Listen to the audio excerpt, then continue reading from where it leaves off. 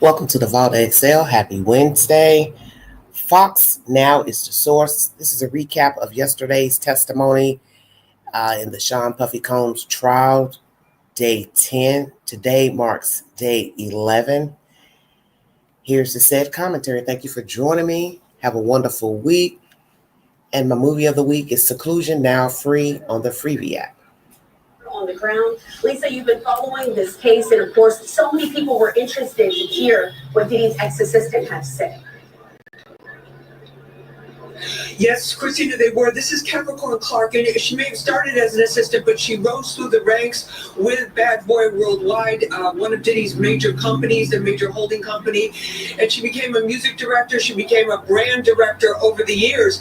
But one of the bombshell testimony that came out today was she testified that in December of 2011, Diddy kidnapped her from her apartment and basically at gunpoint, that's what she said, and told her, we got to go get Kid Cudi. This was after Diddy had learned, shortly after Diddy had learned that Cassie Ventura, his on-again, off-again girlfriend, had been dating Kid Cudi. They went to Kid Cudi's house, and she testified that she waited in the car while Diddy and the bodyguards went into Kid Cudi's house, and then they only found out that they left there without him because Kid Cudi, she tipped off Kid Cudi while she was waiting in the car. Kind of a complicated story, but she said she was kidnapped at gunpoint. That was a huge point. And she said it wasn't the first time that she'd been kidnapped. She said that early on when she first started working for Diddy, that she was basically threatened with her life the first day that she worked with him. In a couple of days, like basically in the first week or two that she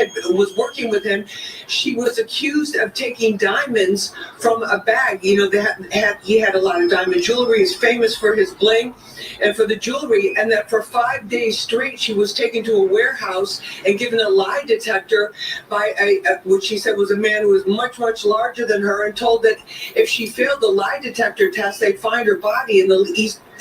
He'd kill her, and they would find her in the East River. So those were the most explosive things. And then she broke down on the stand a number of times, with more heartbreaking testimony and gut-wrenching testimony about the violence that Diddy allegedly committed against Cassie. He said that she testified that in 2011, Diddy was beating Cassie so badly, he was kicking her while she was on the ground, beating her, and that when Capricorn wanted to step in to intervene, he said, I will F you up too, and also stop the bodyguard from trying to stop it. So there was more of that type of testimony, but I think all of this that happened around Kid Cudi, we had him here at court. He was here at court testifying last week about what happened to him, what happened to his car, the threats he made, and how it was basically too much drama for him, and he just got out of that situation as quickly as possible, which actually may have saved his life, because if he'd stayed involved with Cassie, who knows what could have happened to him given this new testimony. But it was very disturbing, and she broke down several times. And then she said she was fired in 2012 for supposedly taking a vacation. His employees, she said, were not allowed to take vacations, but what she really suspected was that was retaliation for her not telling Diddy about the dating and the relationship that Cassie was developing with Kid Cudi. And Diddy confronted her and said, why didn't you tell me? He goes, I should beat both you bees and cut Cassie's face. So these were some of the things that she was testifying to. And the element of using force and coercion is very central to the prosecutors to be able to prove this case, Christina. Absolutely. Thank you for that rundown of everything that happened in court today, Lisa. But I want to touch on the ex-assistant Capricorn Clark, her background. She also worked previously for Death Row Records, so she's been in the hip-hop industry for quite some time. Well, she's been in the hip hop industry for quite some time, and there was some talk about that, at the beginning of the day, because Suge Knight, as most hip hop fans know, is an arch enemy of Diddy. There was testimony earlier in the week, or during the first 2 weeks of the trial, I should say, that one time Diddy heard in the LA house, Diddy heard that Suge Knight was at a nearby restaurant. He told the guys, get the guns and let's go, basically ride up on him. By the time they got there, Suge Knight was gone. So this was, he basically wanted to know that she was really loyal to him, because he was very he didn't want his secrets out there. And Suge Knight was an arch enemy. There were arch rivals, and that's a feud that we don't know quite all the details of it, but there's a lot of speculation about just how bad that feud got at various points. So she was on the stand, she was breaking down, and then when she was fired in 2012, she said that everything that she had was tied to Combs, her house, her car, her income, her 401k, all of this, that she lost all that. She said for several years she was blacklisted in the music industry, and as you pointed out, Christina, she was this was her profession, being in the music industry, helping artists, helping develop artists, helping create records. That's the positions that she had developed for herself and had proven herself in, and that this was very painful for her to be blacklisted. She started contacting Combs a couple years later saying, I want to come back, I can't get any work. And she said that she wanted to come back, asked him to come back, and in 2016 he rehired her to deal with Cassie to help rebrand and relaunch Cassie's career. But she broke down in tears several times, and you can just imagine, the testimony, then the cross-examination, then the redirect, and then the re-cross-examination. She was the only witness that was on the stand the entire day. So that gives you an idea of just how important her testimony is to the prosecutors and them trying to prosecute this case. Christina? Absolutely, Lisa. And before I let you go, we just got some of this breaking news also into our newsroom here. The sources there tells TMZ that Cassie was rushed to a New York hospital today, and she's there in the labor union. Sounds like she may be about to have that baby as well. Lisa, you've been covering this story. You saw how heavily pregnant Cassie was when she was giving that testimony. Does it shock you at all to hear that she's going into labor such a short time later? Christina, it absolutely doesn't, because everybody was saying, everybody was talking about it, when she was on the witness stand that first week, which was just basically 2 weeks ago. We thought that weekend she would possibly be going into labor, that she was very, she was extremely pregnant, and yet she carried herself in court in a very dignified way, handled all of that pressure. But I think that was also, why the prosecutors were in a rush to really get her testimony on that week, because they knew that this was going to be stressful for her. They knew that she was very close to her due date. So I think that was a whole, that was one of the points of that, and then to get that important testimony out of the way so that she could give birth, and having all of that behind her. So, good luck to her and the baby, and we'll see what happens. Christina? Absolutely. Fox 5's Lisa Evers here to help us break down the very latest as it pertains to this trial. We appreciate you as always, Lisa. All right, everybody, that's Fox. We're going to go to News Nation and hear from Mr. Suge Knight. Then I'll just try to tie it all together.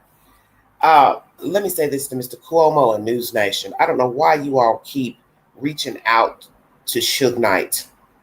It just baffles me why you're so interested in his commentary.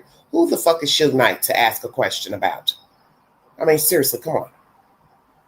Okay, these two don't like each other, never liked each other. But yet the commentary you're about to hear, Suge Knight feels like, well, Sean shouldn't be in jail. Well, there are a lot of dodo birds that feel that way. That's what you said, too, about the other guy who's locked up pertaining to Tupac's murder. You said the same thing about him. He shouldn't be locked up. I don't wish jail on anybody. Who the hell would say that about somebody that murdered your so-called friend and your protege? Somebody who works with your company. Everybody kills me with this snitch attitude. You're a snitch.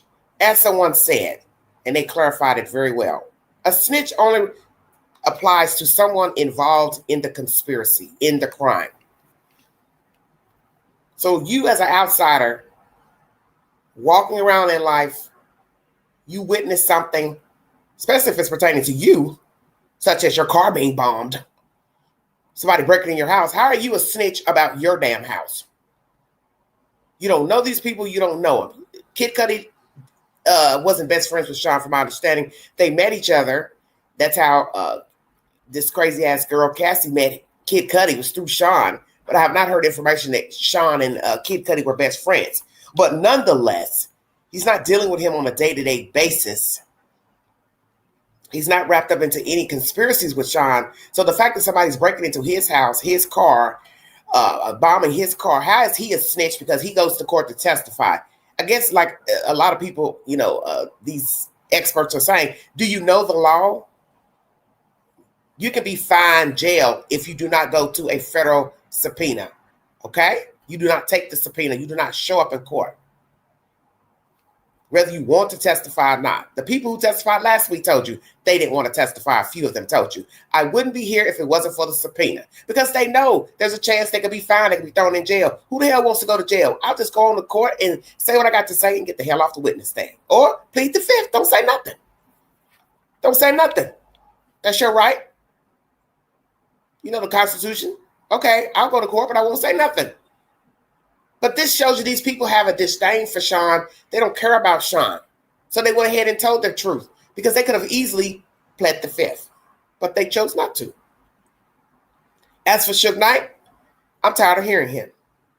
He is locked up. Mr. Cuomo, let it go. Stop reaching out to him. This man murdered a man, ran over a man out there in California. What significance do you have to listen to Suge Knight? Now we're going to hear some really foul, you know what, SHIT from Suge Knight about Capricorn Clark. Why she calls herself Capricorn Clark, that's a whole nother story. And I got some more things I want to talk about later pertaining to Mr. Trump. Oh my God, make me want to vomit. Make me want to throw up. The children are not in court. We're not in court yesterday pertaining to this conversation. We also got, oh Jesus, Ray J talking to Piers Morgan. He is really up Sean's ass. Why? I don't know. Why? I don't know. Let's hear from News Nation, everybody. What a mess. Everybody's drinking out of the same dope sippy cup. From the West Coast to the East Coast. Well, all right. Thank you very much. Thank you very much for taking the opportunity, Suge. Co-founder Death Row Records for everybody at home. Of course, you know who Suge Knight is. So you keep coming out. There's only one founder. All right. Oh my God. Chew my paw off. Tell us about Capricorn Clark and whether you believe she is a credible witness for the prosecution to make a racketeering case against Sean Diddy Combs. Well, look, I say this all the time. Puffy and I are not friends, but Puffy should definitely walk. At the end of the day, how I know Capricorn and when I first heard about Capricorn, it was back when I was doing prison time. When I was doing prison time, he was a guy that didn't work for Death Row, but he was over the security company. This guy, Capricorn, broke his windshield in the back of his truck. He wanted her to pay for it. She couldn't pay for it. A guy named Reggie Wright Jr. told her, well, you got to have sex for me. Bring me how you pay for it. Oh, my God. So she couldn't pay for it, so he forced her to have sex with him, but they were still talking after that, right? But the most important thing is that it was other executives that were involved in Puffy's life. And for Puffy to be the only guy that gets on the stand is a sad day for hip-hop. Because once Capricorn had got beaten up allegedly, and everybody said, well, she got her ass whooped. And when she was approached by an executive from Interscope, and you got to remember, Capricorn wasn't the artist on Interscope. Puffy wasn't doing business with the guy in Interscope. You guys want his name, I'll tell you.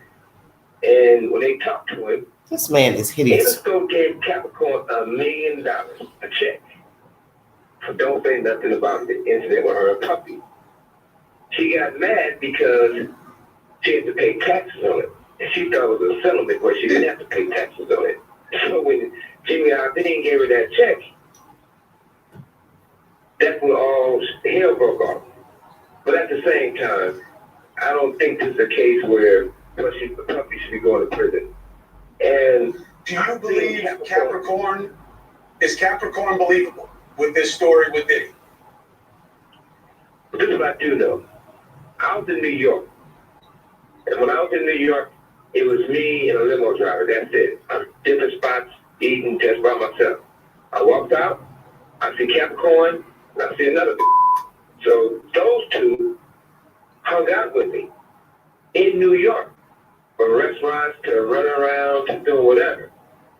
So I don't know if the part that she was so scared of Puffy that they wouldn't talk to me because I'm hanging out with them in New York, just us three.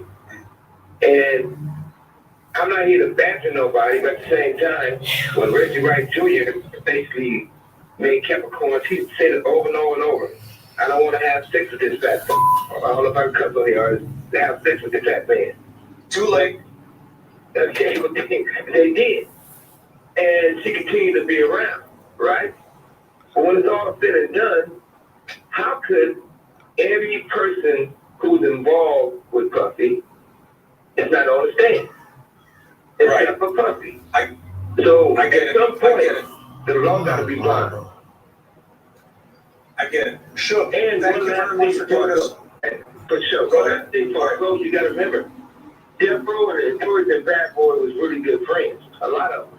Reggie Rock Jr. and the other guy that Imagine that. never got his name, the other fat dude, right? Oh, They called Reggie Rock Jr. to do security for Puffy and Biggie the night Biggie got shot. So I can't see that they will look at Capricorn affiliation with Death Row that bad and that type of threats. I'll be surprised. Gene, that's his name. Gene and Reggie Wright Jr. is great friends. So that's got to be understanding that something's there. And we just can't touch conclusions and say, throw Puffy under the bus. Like I said, he and I are not friends, but Puffy definitely should up. What's right is right, wrong is wrong. Guys, enjoy your day. Nice talking to you. Sugar, I appreciate it. We'll speak again. Thank you for your perspective. Hey, remember one thing. Don't live reverse. You gotta live and drive. Go forward, not backwards. Enjoy yourself. I'm out. Amen. Yeah. Thank you. Cuomo, you're going to end up needing another job because this is ridiculous. You and this love affair with Suge Knight. I don't know whose idea it is for you to speak to him. Please stop. So as you see, Suge goes on a tangent about her character and hooking up with some guy because she broke out his windshield. We don't hear why she broke it out. I'm assuming it was a entanglement because that's the only reason most women would break out a windshield or break out a window in a man's car. But anywho, some might say, well, what does this have to do with anything?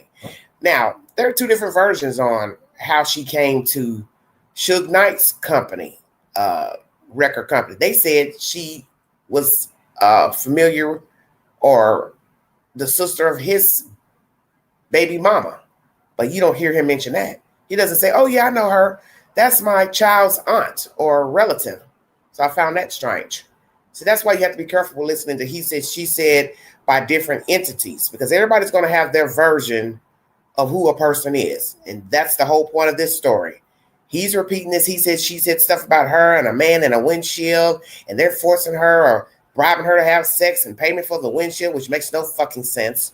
Then she worked with his company. Then she goes to New York to work with Bad Boy, which I find that very strange. But then we have Suge saying that all these people who work together were associates and friendly with one another from the East Coast to the West Coast, which I find that strange as well, especially after Tupac's murder. And then months later, Biggie was murdered. So I'm trying to figure out how are these people entangled with each other or cool with each other, working for opposite coast record companies, and the owners don't like each other, making threats and blah, blah, blah. Don't you find that strange? I'm working for this guy. He don't like this other guy. Then his employees at the other company, you all are canoodling when you see each other. All that's bizarre to me. Capricorn Clark, is her testimony believable? Some things people believe she's fudged pertaining to the work hours. Only getting 2 hours sleep, 4 hours sleep, as one guy was saying on a news broadcast last night, an attorney, he doesn't see how that's possible, that she's not getting any adequate sleep.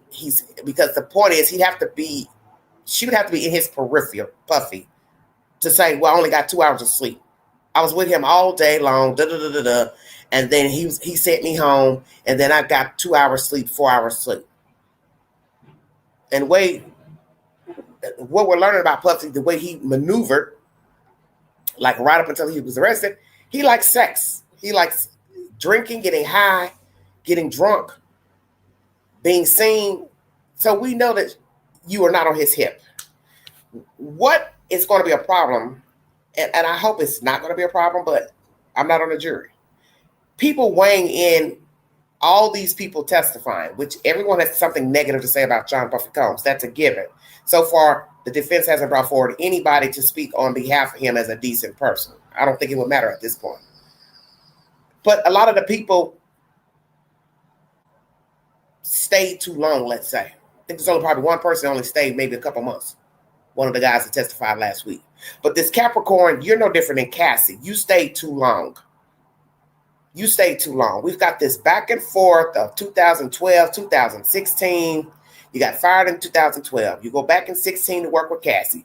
You said her attitude changed. She was on drugs. She was acting feisty. You testified that she never was forced to dye her hair. She was asked about it. You were her creative director. She didn't mind, blah, blah, blah, blah, blah. You said she had opportunities to better herself, to get entangled with other people in the industry. But yet she was so enamored with Sean, she let him control her hair, her makeup, how she looked, how she walked, how she talked. Well, you're basically saying the same thing. My money, my car, my this, and this. 401 was tied up with Sean. Well, you should have left him and kept going. This back and forth with him is no different than what Cassie did. It's the same thing.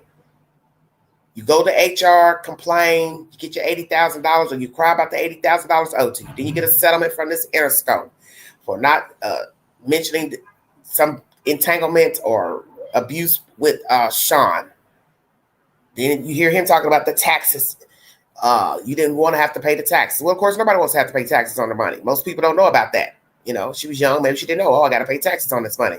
The point is the back and the forth. You did the same thing Cassie did. You witnessed abuse. You witnessed him abuse her. I believe a lot of people who work with Puffy witness abuse.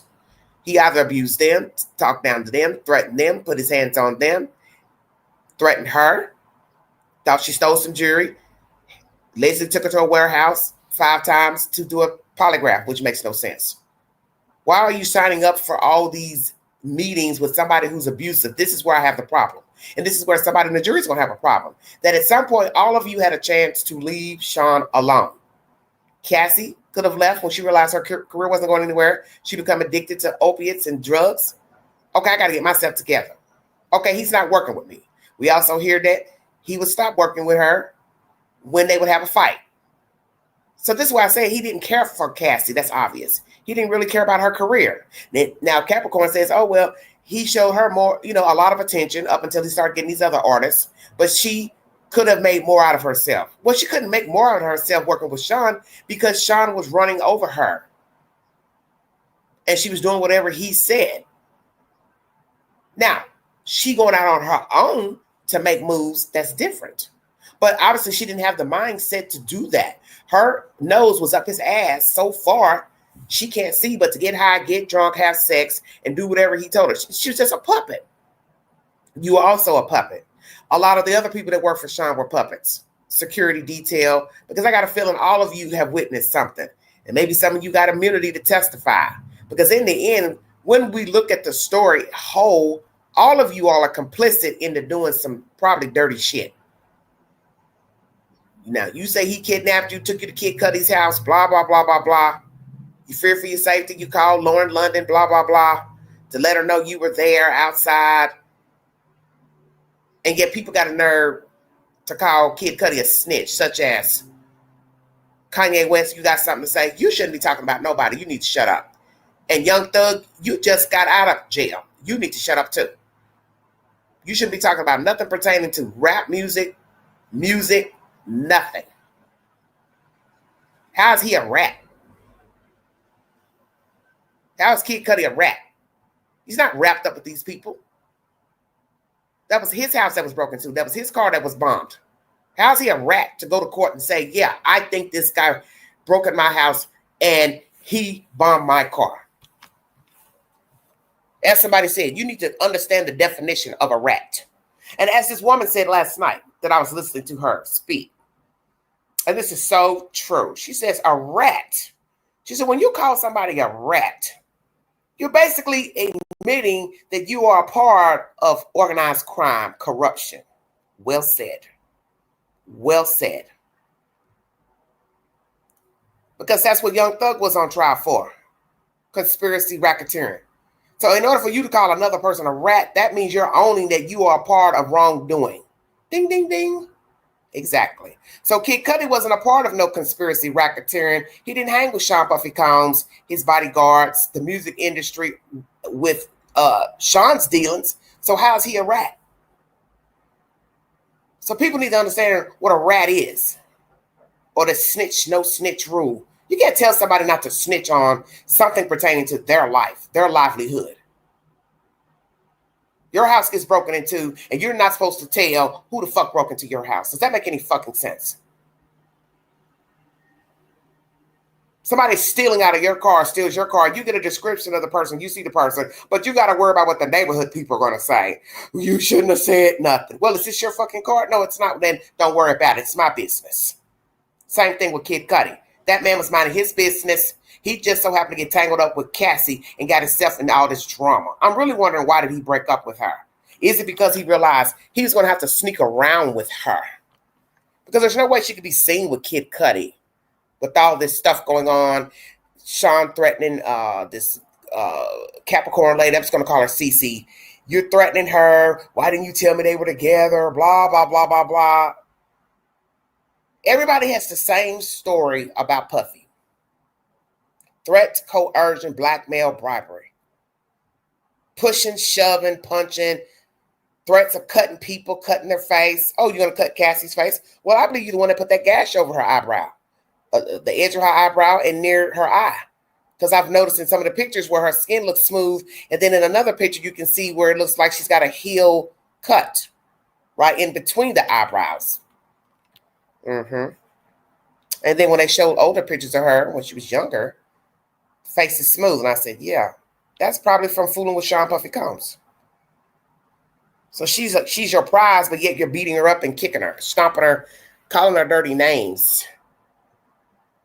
And this Cece lady, I don't understand her. He's threatening you, accusing you of stealing jewelry as soon as you start working for him.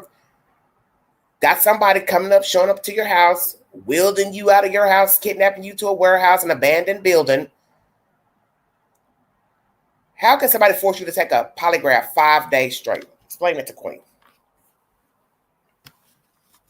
Help me understand, because that doesn't make any sense. Now I just got a notification. Diddy's lawyers are asking for mistrial. The judge has said no. Y'all are not getting out of this trial. Sean's not getting out of this trial. What do you want a mistrial for? For what? For what? Because the state hasn't proven their case, in your opinion? Well, this is where the racketeering comes in. Coercion, kidnapping. That's what you're hearing this week. Since everybody's so concerned about, I'm not hearing anything pertaining to racketeering. A lot of these people were obviously witnesses to a lot done by him, which would be coercion, threats. And as I said, perhaps they've made some deal with the state. Because when you think about Cassie, she was a part of the prostitution charge. She's setting it up. She's picking out the men. She's a party to that.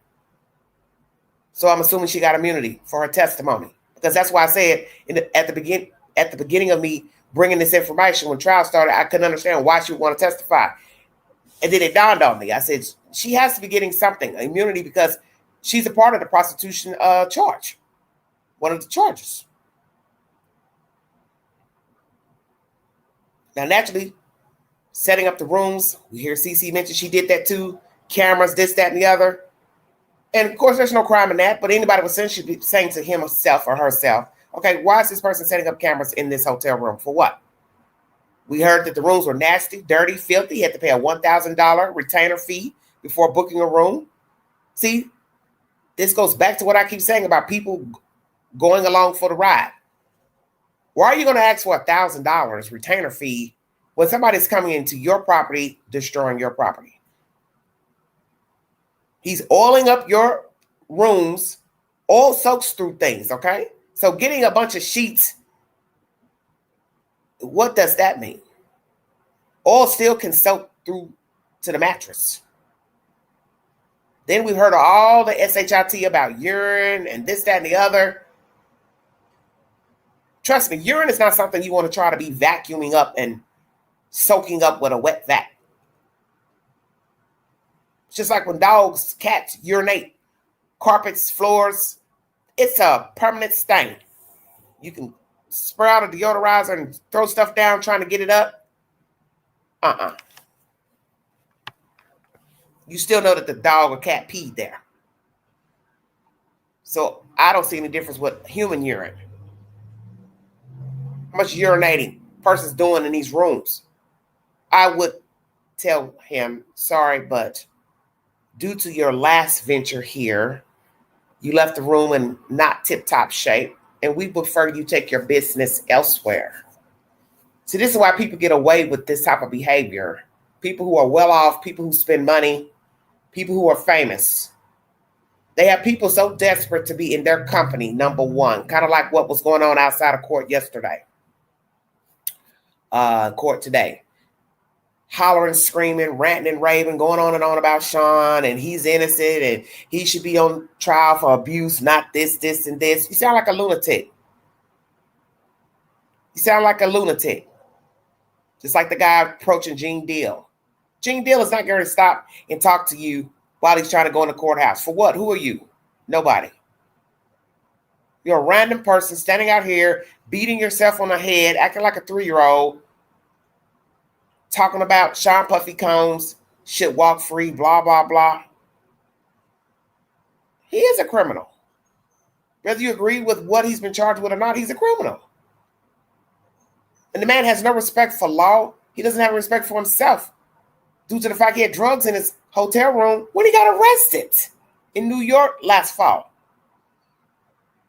Who do you know turns themselves in to the city where they're facing federal charges and would be stupid enough to have drugs in their room? I want you to think about that. You have gone to a city to turn yourself over to the authorities, and you're going to have drugs and drug paraphernalia in your damn hotel room. This shows you he has no respect for himself. That he can't even stop getting high before having to turn himself in to jail. And this is a 50-something-year-old man. So this goes to show you he has no plans on changing.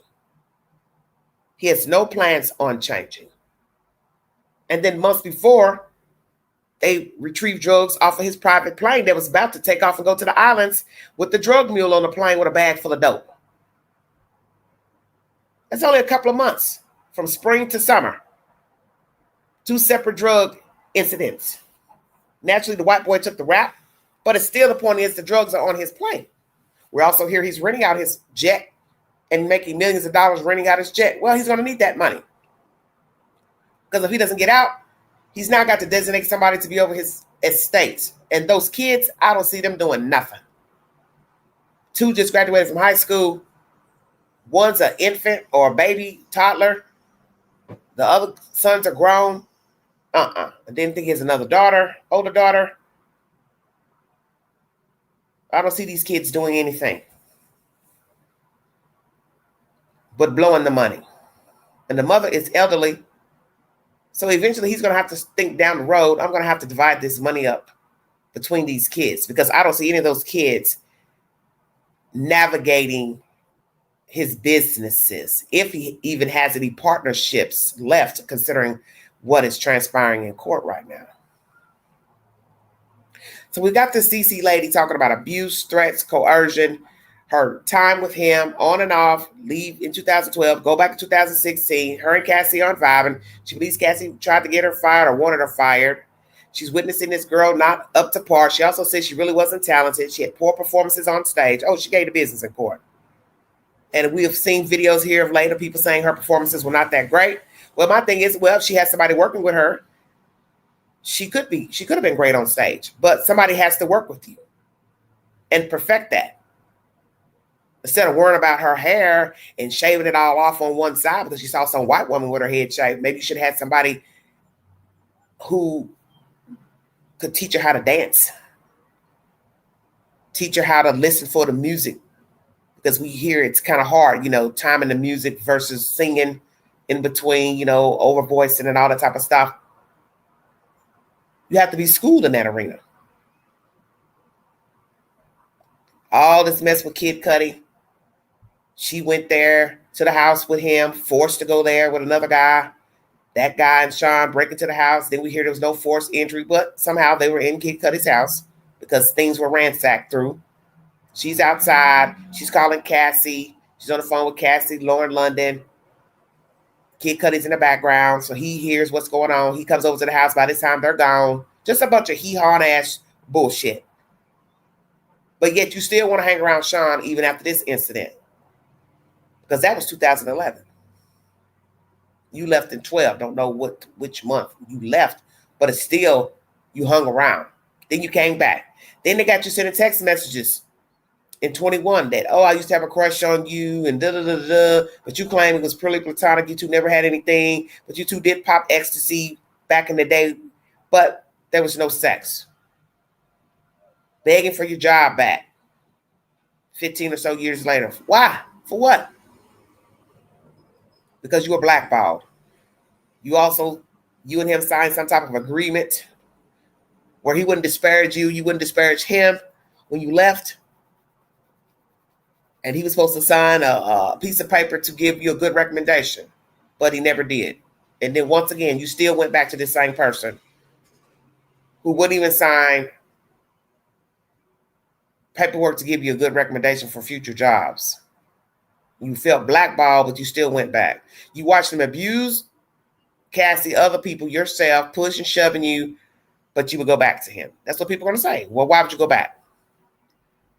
You have met so many people, just like Cassie did, to where you could have gotten some type of job somewhere, working with any company from New York to LA doing something, let's say. Whether he ever gave a recommendation or not. You mean to tell me there was no jobs out there that you could have done? All because Sean wouldn't give a recommendation? And I'm not saying this isn't true. I'm just saying.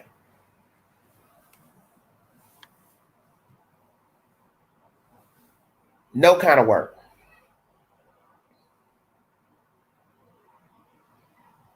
You're entitled to believe it or not believe it. That's basically all her testimony was about in court yesterday. And I looked at her when she walked out of court.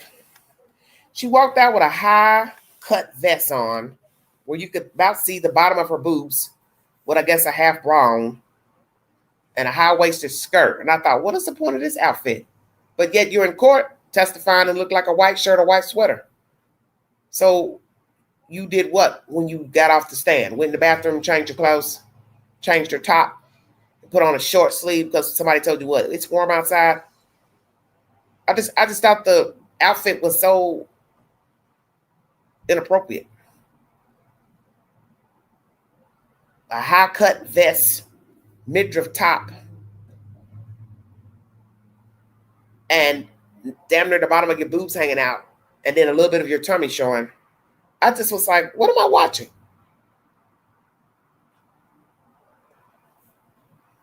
There's supposed to be several people testified today, at least 4 people. I think some investigators, detectives. This is probably pertaining to the Kid Cudi incident in the car. And they're hoping to wrap up all 4 testimonies today. And so far, the trial is moving along. Pertaining to the prosecution, they're getting all their witnesses out.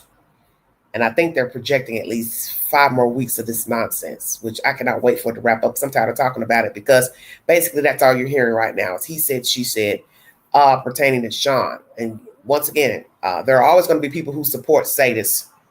And that's what you have right now. People supporting him, knowing he's foul as hell.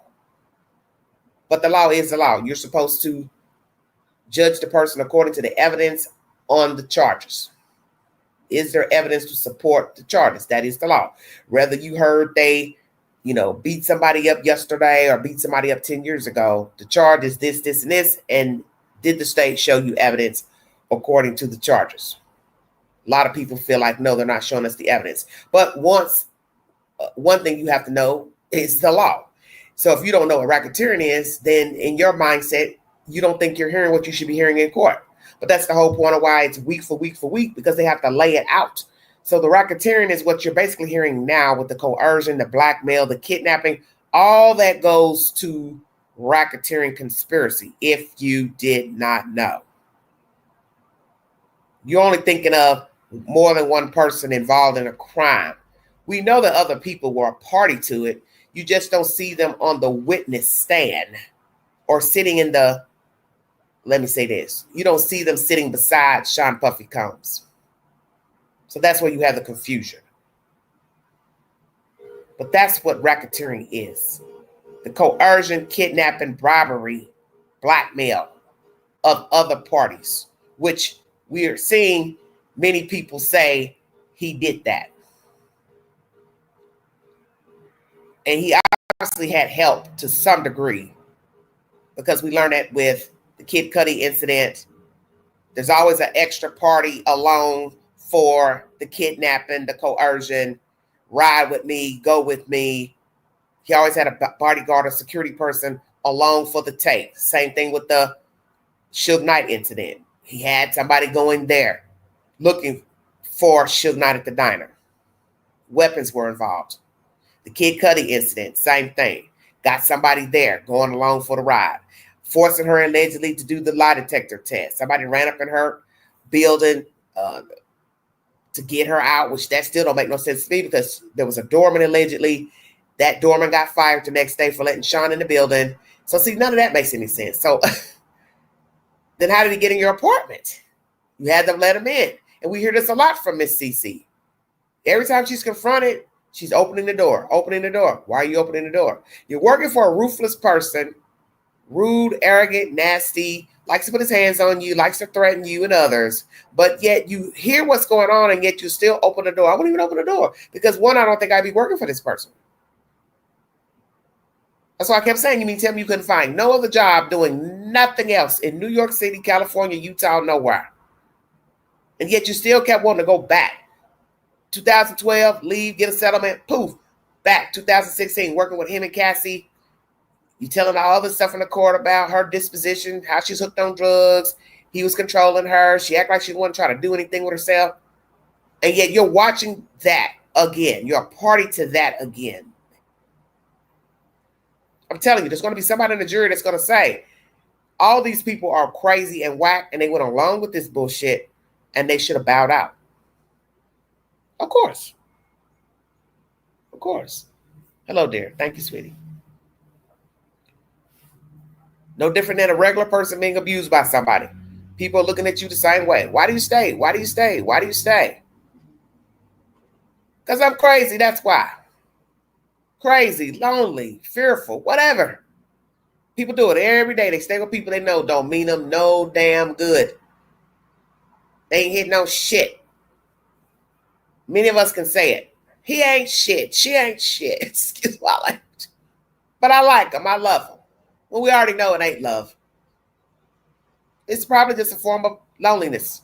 And that's what happened with Capricorn, the security people, all of you. You're looking for something that does not exist. And it should be obvious because you're no longer working with Sean Puffy Combs. That's what I always tell people. Look at the after effect. None of these people are involved with Sean. And you know there are countless of people. They've had over 10 people testify since last week. Half were people that work with him. They don't speak to Sean. They don't talk to him. They're not writing Dear John letters, Dear Jane letters. They're not meeting for lunch, dinner, coffee, Starbucks, nothing. And when you're going through assistance, personal assistance, that's not good. You're going through security, back to back to back, different people. That's not good. Now, this guy who was trying to approach Mr. Deal was saying he heard of some rumor that John Deal was involved with a freak off with Puffy. I'm going to go ahead and throw that out there. First of all, John Deal ain't going to admit to that. So you running up to him at the courthouse, he's not getting ready to admit to that. Oh, yeah, I did a freak off with Sean, or I did a freak off in a room. Why would he admit to that? He's just not going to. Who's going to admit to it? Nobody.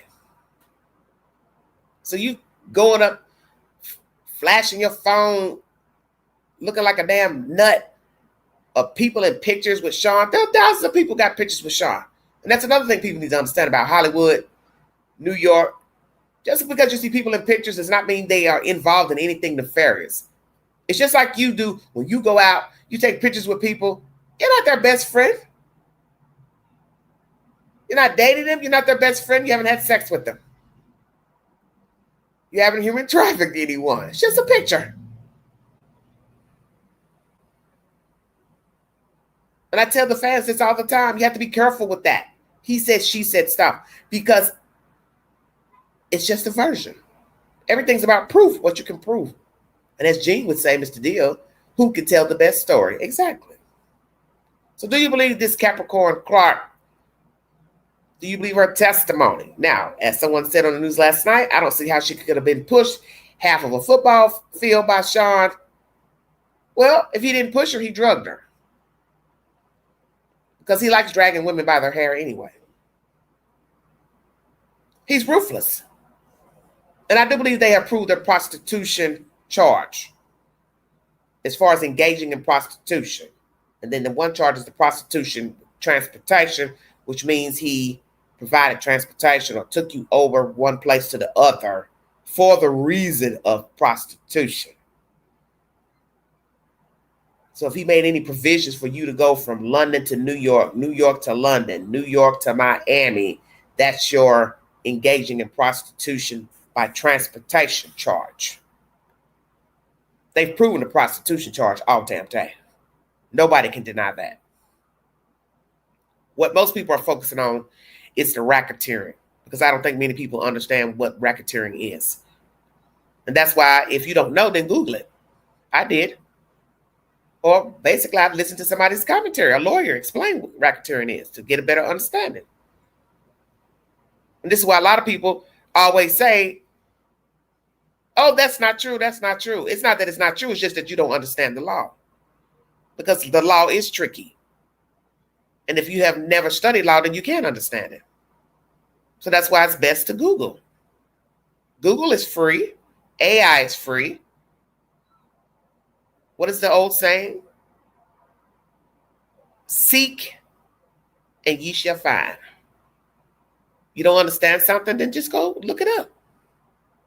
But nonetheless, Sean is, to me, another version of R. Kelly. It just the shit just goes on and on and on. As Banfield said last week, she said it just every day it's something new, something new. Exactly. It don't stop. And you're sitting here looking at yourself like, my God, well, where is the end of this road? There is no end. It's like that movie, like a Twilight Zone movie. Or one of those short stories where two people are driving in a car in the middle of nowhere. And they're on their way to, let's say, a party. But they keep passing the same diner, same gas station. And finally, somebody realizes, we've been driving an hour. I thought we just passed that gas station 15 minutes ago, 20 minutes ago. We did. Well, then why are we passing it again? Because you're in an alternate universe. You're in a 20-minute short story of driving around going nowhere. That's what this is like. Every day, somebody is popping up on the stage to give their rendition of a Sean Puffy entanglement. It's sad. And what's even more sad is that there is somebody else out here doing the same thing to somebody else, and they're not famous, or they are famous. It's just a matter of who's going to tell the story and if you'll believe it or not. But obviously, this has been going on for some time. People using it, manipulating people, bribing people, blackmail, lawsuits. You just didn't know about it. So now you know. He's a nasty beast. He's disrespectful. He's foul. He's sexually overt. He obviously has a sex addiction. He has a drug addiction. He has an alcohol addiction. He's brutal because he doesn't like himself.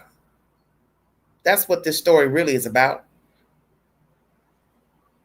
An ordinary black man who became famous and wealthy, and he used that money, clout, fame to abuse people and manipulate people, and they went along for the ride by choice. Because they also were feeling just as low as he was feeling about himself. Checkmate. Because one thing begets another, and that's really all this is about. Loneliness. A bunch of insecure people feeding off of each other, getting high, getting drunk, sexing each other up, bribing, blackmail, fraud, whatever. All for the almighty dollar. Because in the end, none of these people are around Sean. Sean is by himself, basically dangling off a bridge. He is dangling at this point. Some will say, hell, he's already done fell in the damn water. And it has to be a very lonely place to be. But when you are a narcissist, you can't see that. I'm out here by myself. He's got that one guy who was on Banfield wearing the shades, talking about he's a longtime best friend. You're a fool too. I don't know what you're getting out of this. Maybe Sean's cutting you a check. But in the end, you know this man has done pure filth. He's nasty. And not just the sexual stuff, but his attitude is nasty. And you're sitting up here upholding him on a TV broadcast, even when you saw the video of him beating up this girl. Oh, I don't condone this. I got 2 kids. Well, if you don't condone it, then why are you on Banfield telling the world you're his friend? You don't believe that's him. Oh, it must be drugs. It don't matter if it was drug induced or not. That's still your friend up there beating that girl. The hell are you talking about? And you're upholding him. But then you got the nerve to say you're the father of 2 girls. Well, what's your point? But you're still upholding a sadist, an abuser, a liar, a manipulator, a thief. Yes, he's all those things. So it's deeper than just the sex stuff. He likes kinky sex with urine and this and that, and putting other men's bodily fluids on his chest and nipples. He is diabolical. If sex was never introduced into the equation, he's foul. He's vile. He's a walking time bomb. He's a menace to society. Sean Puffy Combs. And if Sean was the butcher, the baker, the candlestick maker, he'd be out here in the street wreaking the same type of havoc and probably been locked up. Or somebody would have then busted him to the white meat. Because Sean wouldn't have gotten away with all this shit if he was a regular person. At some point, somebody would have beat the brakes off of him or killed him. And as someone said in a commentary yesterday, or I just played for you from Fox, it's a wonder somebody didn't end up dead, such as Kid Cudi. And Kid Cudi probably thought about that. I'm not going to go up against this guy that everybody knows, everybody likes him. I'm never going to be able to go out in public with this girl. So what's the purpose in dating her? Exactly. And she should want more for herself, because isn't that what she complained about with Sean? Wanting more valuable time, wanting time that didn't involve sex. That's what another woman has testified to. I want to be out in public, but you don't want to take me nowhere. Because that's how he treated women. I'll take this one in public, but beat her behind closed doors. I'll have sex with this one behind closed doors, won't take her out in public. He treated people the way he felt like treating them. You either rolled the ride or you got your ass off or you never climbed down. And he's made no apologies for it. Just like they said, he denied all the charges when Cassie first sued him until that CNN video came out. Then it was, oh, I'm sorry, I was in a bad place. Look like you stay in a bad place. You're going to put out a video on IG and then your houses get raided and there's dope on the damn jet. So you still getting high. Then months later, you got to turn yourself in. You move to New York, stay in a swanky hotel, and you got all kind of pills and different bottles and baggies and powder and all kind of shit. So you told the world, I don't care nothing about myself. I'm going to go out with a bang. And as we say in the street, you're going to fuck around and find out. That's exactly what's going to happen to you. Because I'm going to tell you, after what happened with Tory Lanez in the California prison, that's exactly what's going to happen to Sean. When he least expected, he's going to be walking and coming, going to one room, the infirmary, going to get some meds, going to do something, and somebody going to stick him. And the first thing everybody going to say, I thought he was in solitary. How'd they get to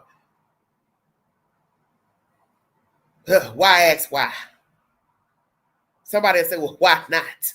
And I know that sounds brutal, but it's no more brutal than what he's done to people out here in the street. And like I told everybody, imagine what you don't know. With all the people that have testified against this man, and nobody has gotten on the witness stand to tell us anything positive about Sean Puffy Combs, imagine what you don't know. Imagine what you have not heard yet. And we got 5 more weeks to go. Shut your mouth. 5 more weeks of this. And so far, the state has not brought nothing positive to the table, nor has the defense. And as he once told somebody, allegedly, I don't have any friends. How do you have so many friends? Allegedly, this was said to Mr. Bonds, I believe. You see, in order to be friends, have friends, you got to be a friend. Now, some people like being loners, but they're not out here doing all this malicious type stuff to people. And one thing we've learned about friends, everybody is not your friend.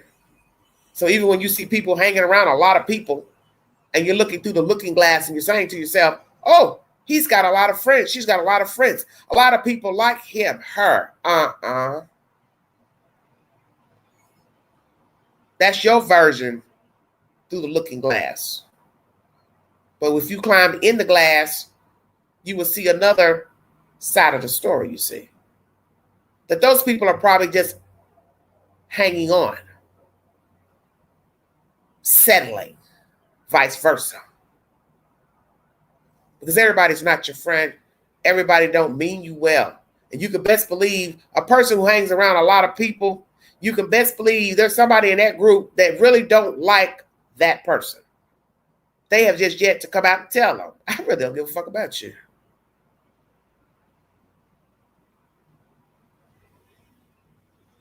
I ain't never liked you. I'm only here for this, and what you can do for me. Or I'm bored. And that person may say the same thing. Well, I'm only hanging around you, because I'm bored. You see what I'm saying? But nobody's going to tell the truth. Because I think there are a lot of people who just don't want to tell people how they really feel about them. And see, Sean would probably be in a better place had somebody spoke up and told him the truth. Look, you are a dirty ass black person. You're rude, you're obnoxious. Your shit does stink, bruh. You ain't no better than nobody else out here, bruh. You was afforded the opportunity to get this company from somebody else, bruh.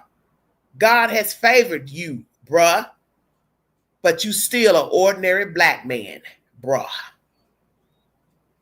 That's what somebody should have told him. And then just as quick as you came up, bruh, you can go back down, bruh. And that's where Sean Puffy Combs is today. He's all the way down. So whether you believe the charges, whether you believe the testimonies, the point is he is where he is because that's where God wanted him to be. Because he said, I gave you a good run, but it wasn't good enough.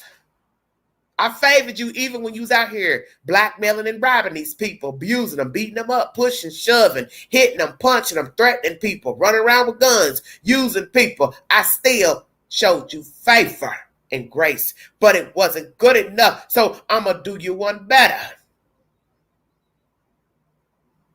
That's why he is where he is today. To me, this is the same 2.0 like R. Kelly. I favored you many times. You wouldn't listen. And you out here searching for boys and girls and people to manipulate and con. You have refused to date people your own age. You want people that's under 18. Why? Okay. Keep it up. And now he's locked up. So So see, God can favor you 10, 20, 30, 40 years. And then one day he says, I'm done with you now. Because you won't listen. I've been kind to you. And you defy me. So I'm going to do you one better. That's what you have here. A child that decided he didn't want to listen to what God had in store. God blessed Sean Puffy Combs to rise above the ranks and do well for himself, but he's ungrateful.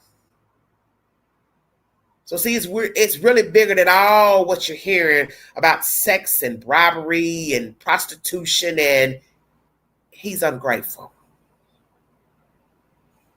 And he chose this, just like all the people that jumped on the bandwagon and rode that dirty ride for however many years, getting them little few coins they got. In the end, there's nothing they got out of Sean Puffy Combs to be probably where they are today. Nowhere.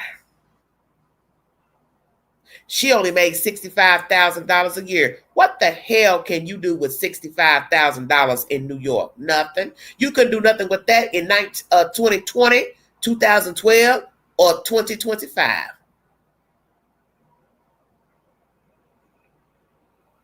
You're barely skipping along with $65,000. Then she said she's got a child too. I do believe some of her testimony might be fabricated or, let's say, fudged a bit with the pushing her so many yards. That probably didn't happen. Probably didn't get pushed because half of a football field, 30, 40 yards, Sean will be tired. Just saying.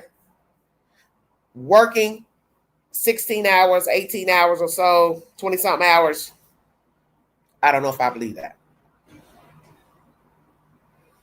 Maybe he kept calling her a lot when she was off the clock, let's say. Hey, do this. Hey, pick up this. Hey, I need this. But the point is you don't have to answer. You don't have to respond. Because I would have told Sean, look, let me tell you something, homeboy. I like you, but you're going to respect me. I got to live like everybody else. I got a kid to take care of. I got bills to pay. I got to be able to sleep so I can be productive for you. See, that's how you go to the head knocker. And a lot of people are afraid to talk to people like that because they're worried about the pay. But what you got to understand is as quick as one door closes, another one will open. And when she got that lump sum from Interscope, she should have never looked back at Sean Puffy Combs. You just gave me $1 million. And whether I got to pay taxes on it or not, it's still more than what I came to the table with. So I'm getting ready to thank God for this blessing and get my ASS on. I ain't looking back at Interscope. I ain't looking back at Suge Knight. I ain't looking back at Sean Puffy Combs. I ain't looking back at none of these folks. I'm out of here. I'm Jet-O, get-O, gone. That's my commentary. Latest developments. Woo, because I want to come back and talk about Mr. Trump. Lord have mercy, I want to get that motherfucker to business. He has decided to pardon the Chrisleys. So that daughter who's cried and moaned for the past year or two, you got your wish, honey. Your mom and daddy free. Why Donald Trump is freeing all these crooks, I don't know. But as they say, it takes a crook to know a crook. So he's pushing anybody out of jail, prison, that's a Republican and an alleged supporter. Yeah, okay. Anyway, Virginia sheriff, former sheriff, fraud, robbery, he's been freed. And another lady by the name of Miss Fiore, he's freed her as well. So anybody locked up that's a Republican, I guess you could be looking forward to getting your little sack and coming up out of prison. This is sad to me. But yet everybody wants to talk about who's a Democrat that's running a city, a mayor, a senator. But this MF is freeing people who have been involved with corruption in a legal capacity and letting them walk free. But I can tell you this. Trump may have freed you, but where the hell your ass gonna get a job at? How about that? Ting. Checkmate. Like, share, subscribe. Drop your comments below this video. Follow the Queen on the Newsbreak app. I've got an issue with 2 of my videos uploading over there on that network. I don't know what's going on with them. So if you don't see any more updates pertaining to this trial, I don't know what to tell you because 2 of my videos have not yet been reviewed, and I don't know what's the hold up. And I did those days ago, and I did another upload, and it's yet to be reviewed. So I don't know if this got a lot of content to review. But if you don't see any more content, you just have to watch whatever I upload over here on YouTube, because this is my main platform here. I have a few shorts. Jaheim has been arrested for animal cruelty in the metro Atlanta area. He also was arrested 3 years ago in New Jersey for same type of crimes against dogs. I don't know what his problem is with dogs, but I think it's time for a judge to say, bruh, you can't have no more pets, pit bulls, terriers, whatever. Unsanitary conditions, no water for the dogs, no ventilation for the dogs. Now, Jaheim, what is your damn problem? Queen gonna have to come back and go live because I got to get gritty with some folks. I'll probably put the Trump and the Jaheim all in the same damn video. Why are you mistreating these dogs? 6 dogs, all start with the letter T. Tick, tock, tick, something. You too old for this. Now, you arrested 3 years ago for the same crime. 15 dogs in New Jersey, 1 died. 6 dogs down here in Atlanta. Why are you starving these dogs, not feeding them, not giving them water, ventilation, sir? Same charges up in Jersey. Fecal matter in the cages. Come on now. You act like you a crackhead or something. Yeah, I'm going to say it. Tell the truth and shame the devil. You acting like a crackhead. What's your problem? What is your problem? Because something's going on with you. Because this is crackhead behavior.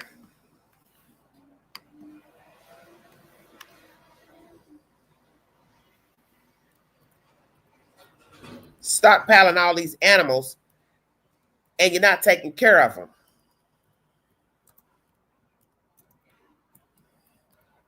It's terrible. I'm going to ask the chat, and I'll put it up on a poll. What should happen to him now that he's been arrested again for the same type of crimes pertaining to dogs?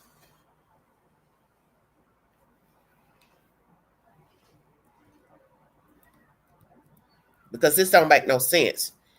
So you done left New Jersey and you done brought your tail all the way down here to the dirty South, and now you're being accused of the same type of crime with 6 more dogs.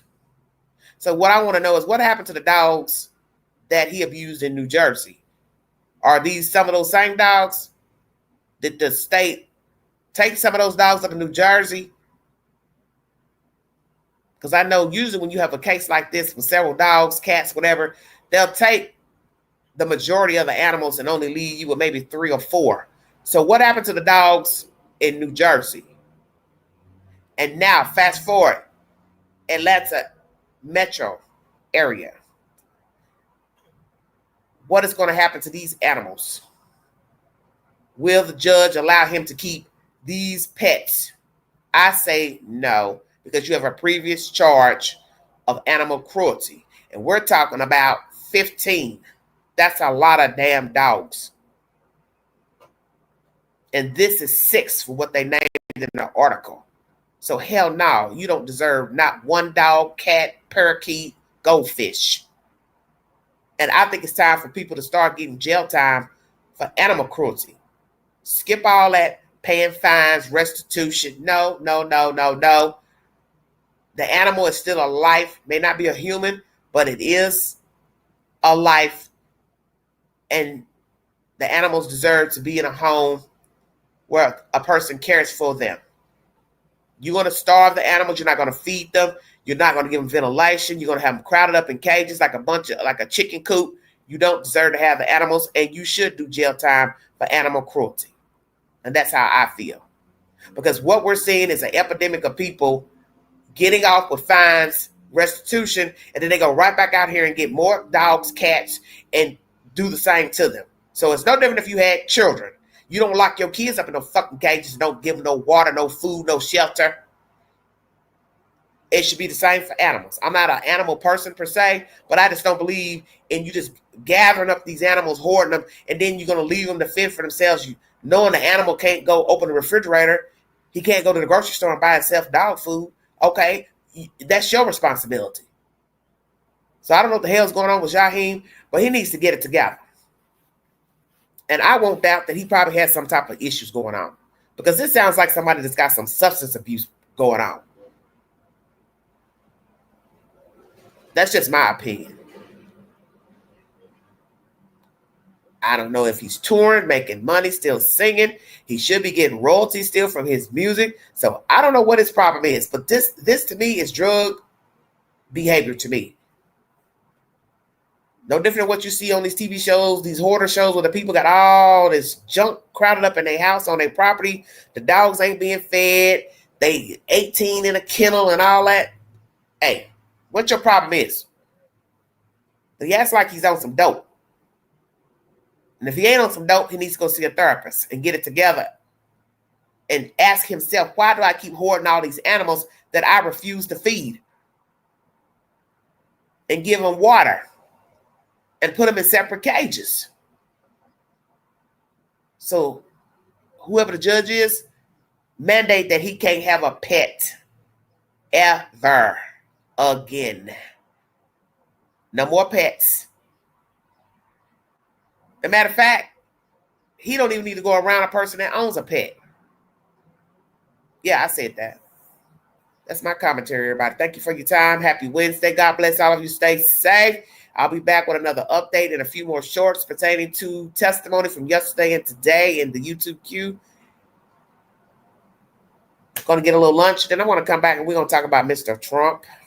Yeah, I'm going to give that bobblehead a few minutes, because he done lost his damn mind with all these pardons, and he's messing with Harvard University, and those kids have got out and protested that they want him to leave their school alone. And my thing is, if you're going to start messing with Harvard, then you got to do the same thing for all these other universities. He's getting himself all riled up about protocol and them not following some type of protocol about students that are international who have been in trouble and not releasing the data, this, that, and the other. I mean, he is just on a tangent right now. And it's sad that we still got a few more years left of this nonsense. I'm trying to enjoy these little few years. I'm not trying to rush my years until vote time again. But guess what? This is what some of you wanted. What's the saying? Seek and ye shall find. Closed mouth don't get fed. Well, you eating crow now. This is the crow that you wanted in the White House. Well, you got it. So don't get the crown about prices of watermelon and oranges at the grocery store. Doritos, $6 a bag. Your taxes going up. Why you can't find your favorite brand of cookies in the grocery store? You can thank your friend. You can thank your little blockhead ass friend up there. Because at some point in life, all these little nasty things that Donald Trump is doing is going to affect you to some degree, whether you're a Republican, Democrat, Independent, or hell, you don't affiliate no type of way, you don't even vote. Something is going to affect you. And that's what a lot of people, especially those who are Republicans and have voted for him, you're seeing now that your life is going to be affected by this bobblehead. So like they said, don't nobody want to hear you crying on IG and Facebook Live about you got fired, you got let go, your job got cut. Who you complaining to?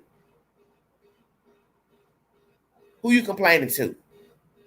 Exactly. Nobody. Thank you for your time. You've been listening to the Vault XL.